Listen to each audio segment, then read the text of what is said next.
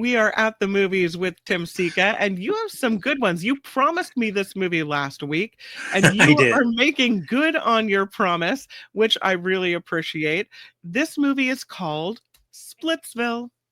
Splitsville, yes, and I'm making good on two of my promises, and the other one I'll explain a little later. But yeah, Splitsville. I'm just going to say this from the get-go. This may well be my favorite romantic comedy of all time. What? Yes, yes, and bear with me as I endeavor to summon up the words to explain why I think that. Okay, first of all, it's directed by I don't always mention the directors. I don't always talk about the directors, but in this case I have to. It's directed by Michelangelo Covino, and it stars Covino, who also produced and co-wrote with his partner Kyle Marvin, who also produced, co-wrote, and stars alongside Covino. And it follows two couples. God, I have to laugh, whose friendship literally goes off the rails when the husband of the couple who are divorcing, played by Marvin, sleeps with the wife of his best friend, who's played by Covino, who was in a marriage where he and his wife, played by Dakota Johnson, have agreed that it's okay to have sex outside of their marriage. So it's an open relationship, as they say, Yeah, and that's another subject for another long conversation. But anyway, so just let me say first and foremost, this is a genuinely funny movie. And if there's one reason to see it, it's that I guarantee it will make you laugh. But more importantly for me, the humor, yes, it's very funny, but the humor arises solely from character. And for me, that automatically distinguishes this movie from other movie comedies, movie romances, and movie romantic comedies. Its humor also arises out of a certain truth, which I think anybody who sees this can relate to if they've ever been in a relationship, truth about the human condition and how we human beings kind of awkwardly sometimes, confusingly negotiate our way through and out of relationships. How maybe intellectually, sometimes while being okay in our minds with a certain concept, we might feel quite the opposite if we had to confront that concept in a practical, real life way. And these characters have to do that in this movie. So in other words, the movie, what Splitsville does is for me, it revived the romantic comedy genre via physical humor. There's a classic fight sequences in this movie between these two guys, these two best friends, which alone is the price of admission. It revives the romantic comedy genre via this open relationship drama, which is superbly written. And it revives the romantic comedy genre via this deeply grounded character work that's so evident in the movie. It's also refreshingly heightened and farcical. It's believable, it's credible, it's true, while at the same time also employing and embracing the traditional mechanics of the traditional rom-com. And what is so brilliant, Kim, too, about this movie, to me, is that its pacing and its tone feel very intentional, almost like they mimic the rhythms of a real relationship, which I thought was genius. Okay, so why do I love this movie so much? I love it because it's about real people. It's hilarious. It's relatable. It's about relationships. It's smart as, I was going to say, well, are we allowed to swear on this program? I never Swear asked away. you that. It's okay. I was going to say it's smart as shit. And I think it can be summed up why I like this movie in three ways. One, it's very, very funny. Two, so it's very entertaining. Two, there's so much more here underneath the film's surface story and hilarity that's truthful. And three, just as a critic, I felt it advanced the romantic comedy form and reinvented the genre's possibilities. I unreservedly love this movie, and I unreservedly recommend it. It's only playing in select theaters right now. I got a couple notices. I had posted something on Instagram. A couple people privately PM'd me, and they said, "Yeah, it's just playing in San Francisco." So right now, I think it's only playing it's just playing at the Kabuki 8 in San Francisco. But I'm hoping and I'm assuming it's going to have a wider release as the awards season evolves and plays out. Yeah, officially the award season started August 15th, so we're going to get a lot of those movies. If this is your favorite rom-com of all time, and it's Yeah. only playing at the Kabuki, it I has know. to be open to a wider release, right? It has to, but it is kind of yeah, I don't know. While I was watching it too, and knowing I was going to talk to you about it, I was thinking like, well, will Kim like this as much as me? I don't know. But see, I've seen so many of them that this one just caught me off guard. It was so refreshing, and again, very, very, very smart. And I loved the characters. I had a vested interest in all these characters, and I wanted everybody to be okay at the end of this movie. And I loved it. I just loved it. Gave me energy. Oh, I love that. That's good. Yeah. Okay, well, let's see how much you love this one. The Roses, another romantic comedy that seems to be saying that when a relationship gets too out of hand and too to the point where it can go nowhere else, the participants in the relationship must die. But you didn't hear that from me. Okay. The Roses. Okay, this is a remake of, I don't know if you've ever seen the 1989 Danny DeVito directed movie version of this. It's called The War of the Roses. Right. Yeah. It was a black romantic comedy film. It's based on a 1981 novel. I think Warren Adler wrote it, and it starred Michael Douglas and Kathleen Turner. They played this couple who seemed to have this perfect marriage, that suddenly begins to fall apart at the seams. And that film's focus was on the couples, if I recall correctly, on their divorce. This remake starring Olivia Colman and Benedict Cumberbatch as the couple with similar relationship issues focuses more on the marriage and its gradual disintegration. The actual, the divorce trial is really, really brief in this movie. Anyway, I love these actors, Coleman and Cumberbatch. They're well matched. The secondary couple, played by Andy Samberg and Kate McKinnon, it was kind of weirdly presented. It was kind of off kilter, kind of like out of another movie entirely. Okay, so what do I want to say about The Roses? There's definitely something here in this movie. The cast mostly, and I'm afraid I can hear myself. I can hear where this is going. I'm going to shortchange this movie. I've told you many times, I take a lot of notes when I watch a movie. I just automatically do. But I took one note during this movie, and that note was another bad dialogue mix.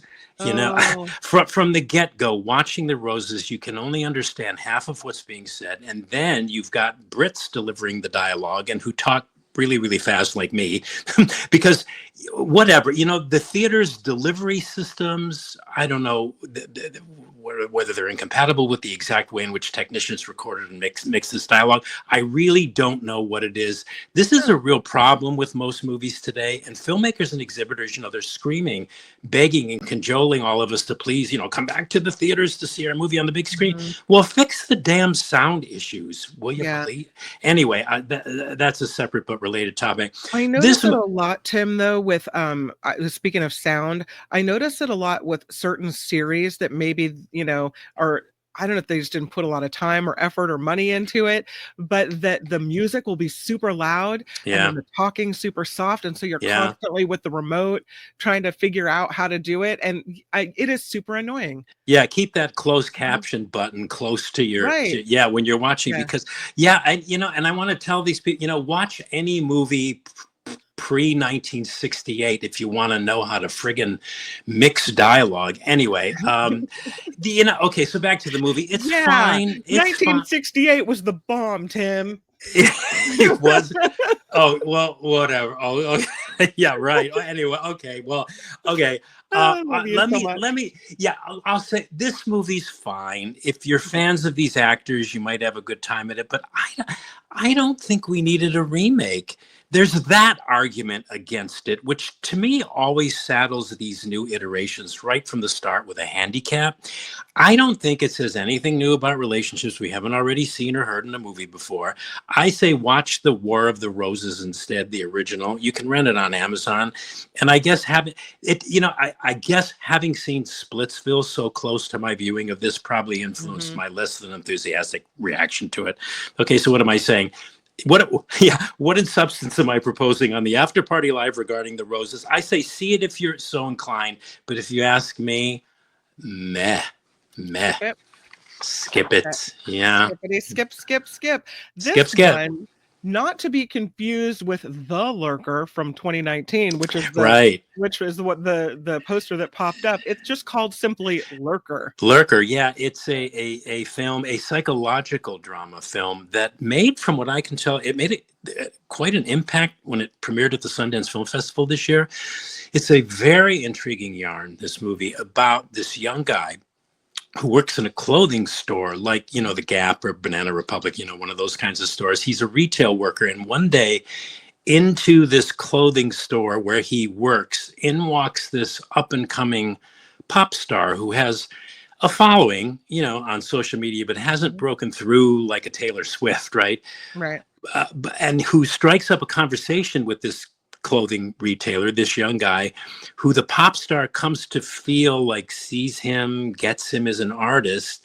And so before you know it, this, young retail worker becomes a part of this up and coming pop star's inner circle, with all the attendant groupies and sycophants and hangers on.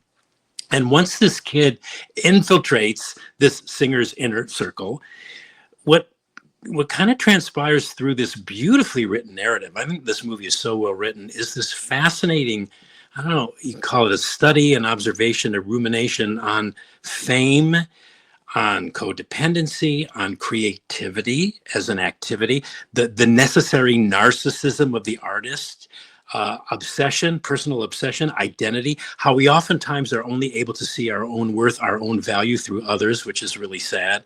It's about the shattering of illusion and how painful that can be. It's just this wow kind of movie, the kind of movie I personally love, and I have really no objectivity about, although I could make a good argument as to why people should see it. But this is the kind of movie I like to revisit from time to time, the kind of movie I wish filmmakers were making more of.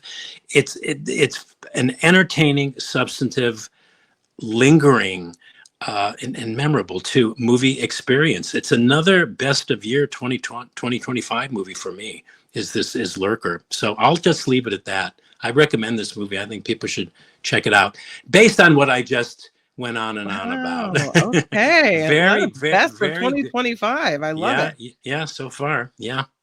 This next movie is called Caught Stealing. Caught Stealing is, to me, it's the very definition of a visceral movie-going experience. My body, this sounds like hyperbole, but it's true. My body is still tingling from having experienced this movie, which is this real and wild thrill ride. I don't know how deep it is, but it was sure one hell of a wild and crazy ride. It reminded me, in fact, of what Hitchcock once said when he maintained that when he made a film, he wasn't interested in content. And what he meant, and he often clarified, was that his primary concern, Hitchcock's was, as a filmmaker, was the story and storytelling and the style and manner in which that story was told. That is so this movie, Caught Stealing. It's this bravura exercise in style that grabs you by the throat, refuses to let you go, and literally, via its demonstrative style, which is palpable, pulls you into its nasty world of Russian mobsters, murder, corrupt narcotics detectives, and Hasidic drug dealers. I mean, this is the dark world that normally I would just say, oh, I'm not going to watch this. I'm going to close my eyes here. I'm going to cover my eyes. But every time I did, I started to peek again because I could not pull myself out of this movie that was so brilliantly directed. It's directed by a terrific filmmaker, Darren Aronofsky, who did Requiem for a Dream, Black Swan, Mother, all great movies. And it's basically a crime drama. It stars Austin Butler, who recently played Elvis Presley in a movie of a year or two ago. And he's sensational as this bartender who was a promising professional baseball player until he was in this car accident, which killed his best friend and wrecked his knee. So he couldn't play if he wanted to, because physically he didn't have it anymore.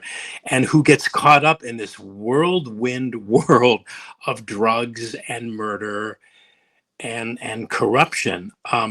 So what am I saying? This is a fabulous movie-going experience with its direction and cinematic style, very front and center, but whose front and center direction I think is necessary because it so effectively facilitates the intense and increasingly wild story being told. Normally, I would say when a movie's style is so in your face and so noticeable that it's just showing off. Well, this is one of the very few times where I would assert that this movie's noticeable style was necessary to achieve the result this movie will undoubtedly have upon its audiences. Well, it had upon me anyway. I really enjoyed it. It was simultaneously energizing while being occasionally repellent. It's like I can't remember the last time a movie had this kind of effect on me.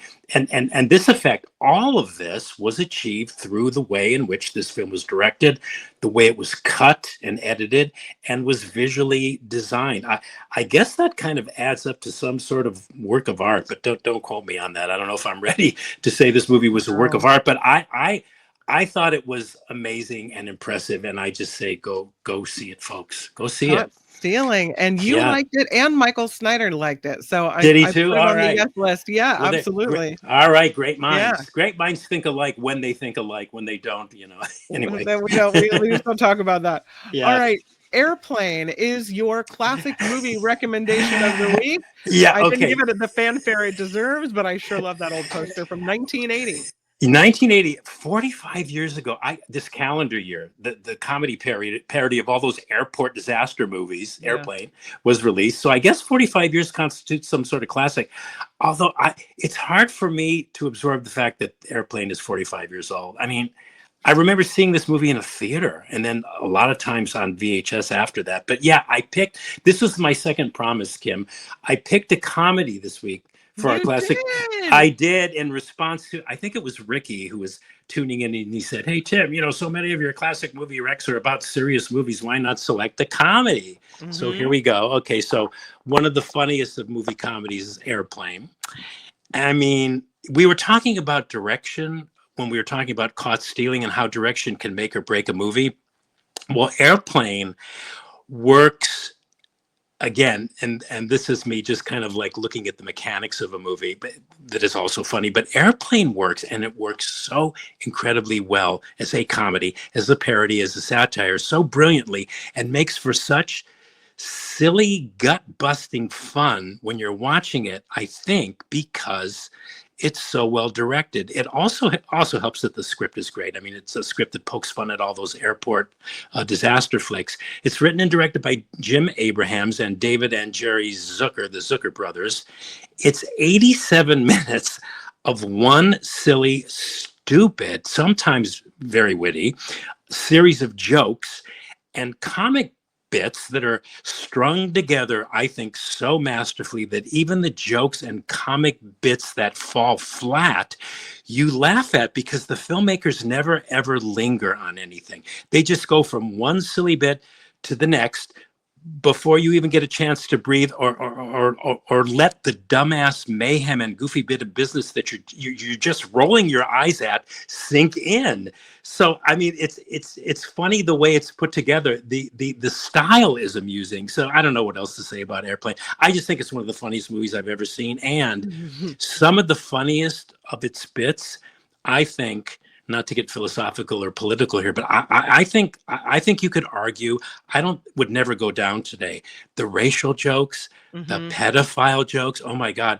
I think the Abrahams and the Zuckers would get canceled. I mean, this movie as is, I think much like Blazing Saddles or maybe even the producers, those Mel Brooks movies, I don't think could get made today. I think people would just take too much offense. I think that would get canceled. So before somebody hears this and cancels Airplane, if you haven't seen it, it's pretty widely available, and I really, you'll laugh your behind off. This is a funny, hysterical movie, and it's a comedy, and it's not serious.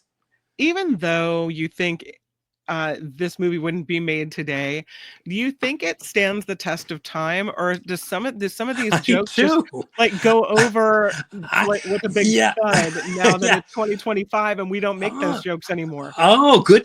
Good question. Yeah, see, my context for seeing it was that when it came out, I mean, I related to all the pop culture references. Mm-hmm. That is a really good question, Kim. And I didn't watch it again in preparation to talk about it. So I don't know what the answer. I'll have to watch it again and then answer that question next week when we talk again, Yeah. I mean, it's a classic. It's one of those, Caddyshack, Airplane, that it's a classic no matter whether the jokes wouldn't be made today or not. It's just, one of that one. I mean, there's so many, but the one that never fails to make me laugh so hard is when the little boy, I don't know, he's about like 6 or 7. He kind of like, insinuates himself where this other little girl his same age is sitting, and he said, would you like some coffee? And she says, oh, I would love a cup of coffee. And he says to her, how would you like it? And she says black like my men. A child. See, whatever. Yeah. See, I don't know how that would go today. I mean, Anyway, it always makes me laugh. I can't get through when I recount that joke. I can't get through laughing at it. It's so funny. and Airplane. Yeah, Airplane. Yeah. All right, we're recapping it, my friend. First one is Splitsville, and Tim Sika said this might be his favorite rom-com of all time. What's a wowzer? Humor arises, he said, from both truth and character. It revives the rom-com genre with physical humor and deep character work. You said it's believable, it's credible, and it's hilarious, relatable, smart. You just loved it, but for some reason, it's only at the Kabuki right now. So we're hoping it comes out to a wider release. The Roses. You said this is a remake of The War of the Roses, this movie. And you said it is focusing more on the marriage disintegration than the divorce, which the first one did. So it's different in that way. But you said it has something going for it. You said it does have a bad dialogue mix, which is super annoying. It's hard to understand. You wish they'd get the sound right, because they had some bad mixing going on. And you said the first movie was fine. We didn't really need a remake of this. If you love this kind of movie, watch it. But Tim says, skip it. It's not worth it. But he really loved this movie. It's called Lurker, not The Lurker, Lurker. He said it's well written. It raises a lot of interesting issues. He said it's a wow kind of movie, and he wishes more movies were made like Lurker. Entertaining, lingering movie experience that keeps you thinking afterward. He said it's going to be one of the best of 2025. He recommends it. It is Lurker. As far as Caught Stealing, Tim said this was great. It was a visceral movie experience, and he's still tingling over there after having watched it. A real wild thrill ride. Not the deepest movie in the world, but you said it's a wild, crazy movie, great directing, fabulous movie-going experience, but entertaining and repellent at the same time. Still, you like this one a lot. It's Caught Stealing.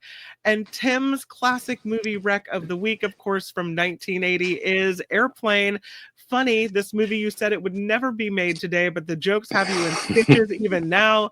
And so you say, watch Airplane as the classic movie rec of the week. Tim, woohoo, you did it. We did it. Yeah, I think we did it anyway. Yeah, I think we did. And you have given us so much to think about and so much to watch for this weekend. Huge, huge thank you. You're very welcome, Kim, and I am looking forward to talking to you again next week. And what was it? Oh yeah, I was going to rewatch Airplane and Gonna, see if some of the jokes still held up. But I bet you they will. I bet you they will. I'm gonna watch it too, and I won't have much trouble convincing my husband to watch it with me. He likes it a Yeah. lot. Oh yeah, yeah. That's one of those classics for him too. Okay, great. Well, we'll talk to you Awesome. next week. You have a great holiday You weekend. too. At the Thank- movies with Tim Sika. Bye, Tim. Bye, Kim. Thanks. Thank you. Love it.